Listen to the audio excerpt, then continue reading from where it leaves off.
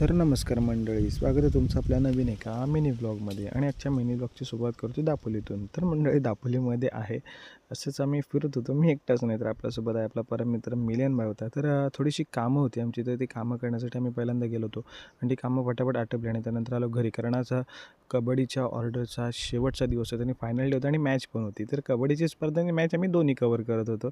तर मॅच देखील सुरेख झाली आणि आपल्या हातामध्ये एक माईक असेल आणि समोर कबड्डीची मॅच चालू असेल, तर त्यापेक्षा आनंद आपल्याला कुठलाच नसतो. तर पटापट तिथली स्पर्धा देखील आपल्याला कव्हर करायची होती आणि आज मात्र स्पर्धा बघायला धीरज शेठ आले होते, रितेश भाई आला होता आणि आपला अण्णा दीप भाई पण आला होता. आणि थोडीशी नाश्ता वगैरे पोरांनी केला आणि त्यानंतर लगेच स्पर्धेला आपण सुरुवात केली. फायनलचा सामना होता आणि फायनलच्या सामन्याच्या खेळाडूंची एंट्री ही पारंपरिक खालोबाजीच्या तालावरती झाली आणि त्यांना देखील मैदानाच्या आतमध्ये एंटर केले गेले. सामना लगेच संपला कारण हाय व्होल्टेज झाला आणि एक जबरदस्त मॅच पाहायला मिळाली. अमर टासरे संघाने फायनलची फेरी जिंकली आणि कुंभे संघाला दुसऱ्या क्रमांकावरती समाधान मानावं लागलं. तर तिथे लगेचच सगळं बक्षीस वितरण वगैरे आटपून आपण निघालो घरच्या रस्त्याला. तर मंडळी आजच्यापुरती एवढंच, भेटूया नवीन एका मिनी ब्लॉगमध्ये. तोपर्यंत टाटा, बाय बाय.